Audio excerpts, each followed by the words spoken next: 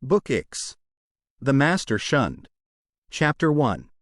The subjects of which the Master seldom spoke were profitableness, and also the appointments of heaven, and perfect virtue. Chapter 2. 1. A man of the village of Ta-hsiang said, "Great indeed is the philosopher Ta-hsiang. His learning is extensive, and yet he does not render his name famous by any particular thing." 2.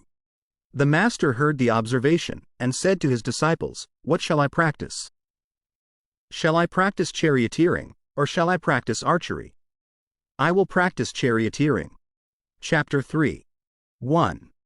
The Master said, "The linen cap is that prescribed by the rules of ceremony, but now a silk one is worn. It is economical, and I follow the common practice." 2. The rules of ceremony prescribe the bowing below the hall, but now the practice is to bow only after ascending it. That is arrogant. I continue to bow below the hall, though I oppose the common practice. Chapter 4. There were 4 things from which the Master was entirely free. He had no foregone conclusions, no arbitrary predeterminations, no obstinacy, and no egoism. Chapter 5. 1. The Master was put in fear in Kawang. 2. He said, "After the death of King Wan, was not the cause of truth lodged here in me?" 3. If heaven had wished to let this cause of truth perish, then I, a future mortal, should not have got such a relation to that cause. While heaven does not let the cause of truth perish, what can the people of Kawang do to me? Chapter 6. 1. A high officer asked TSZE Kung, saying, "May we not say that your master is a sage? How various is his ability?" 2. TSZE Kung said, "Certainly heaven has endowed him unlimitedly. He is about a sage. And, moreover, his ability is various." 3. The Master heard of the conversation and said, "Does the high officer know me?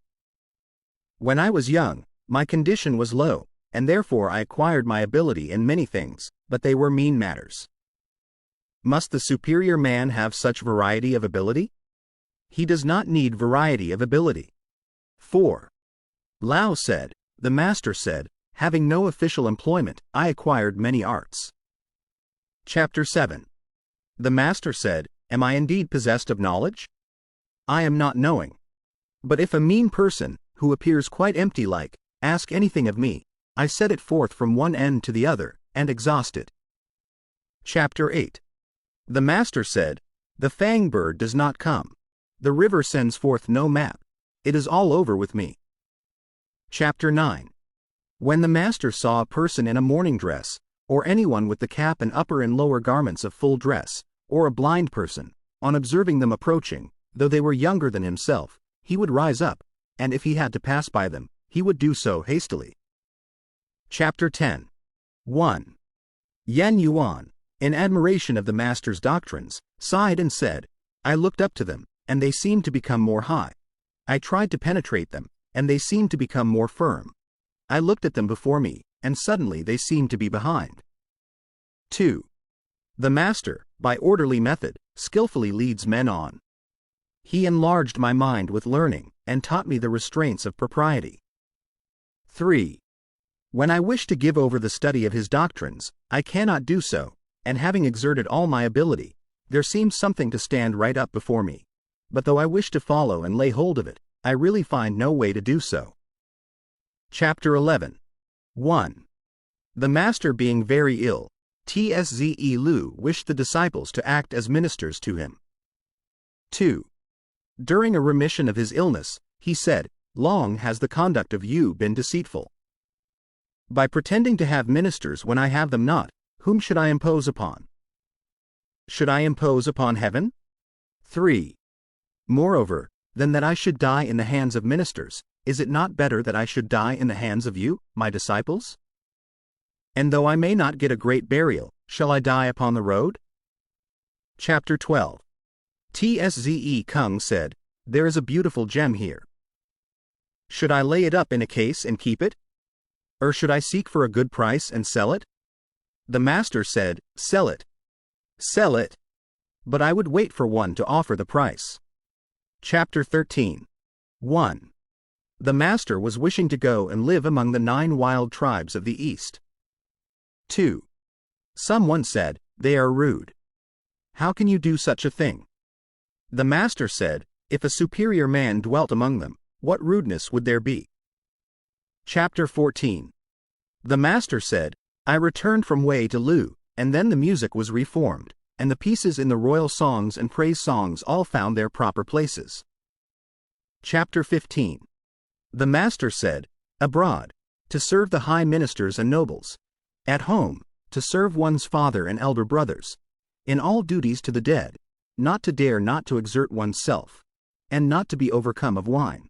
Which one of these things do I attain to?" Chapter 16. The master, standing by a stream, said, "It passes on just like this, not ceasing day or night." Chapter 17.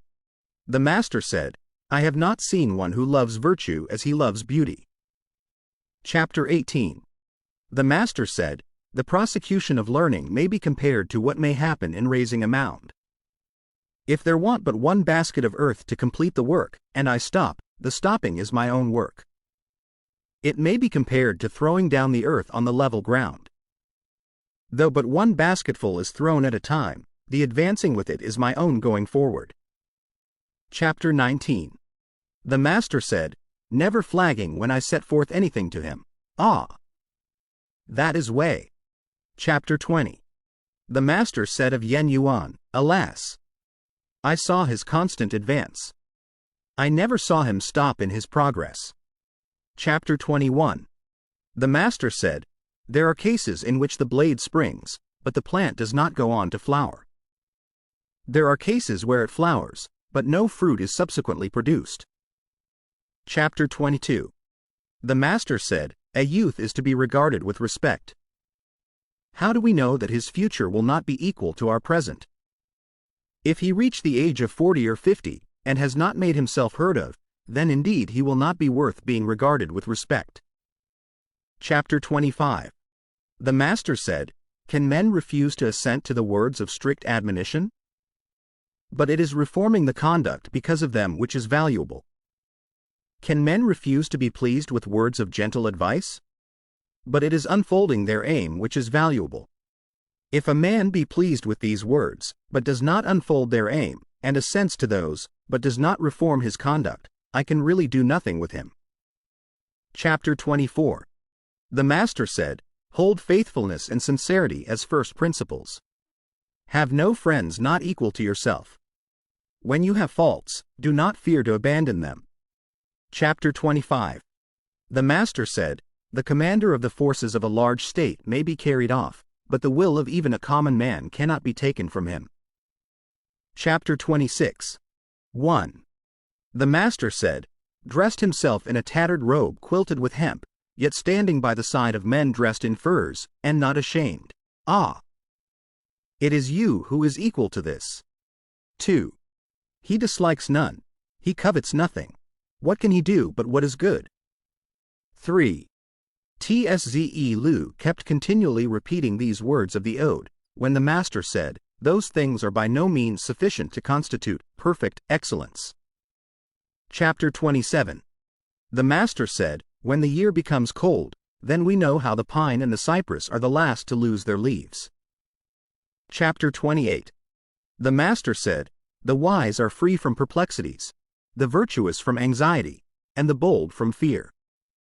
Chapter 29.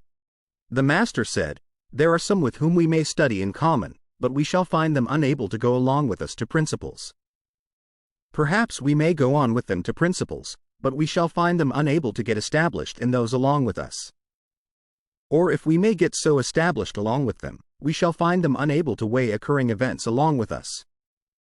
Chapter 30. 1. How the flowers of the aspen plum flutter and turn. Do I not think of you? But your house is distant. 2. The master said, "It is the want of thought about it." How is it distant?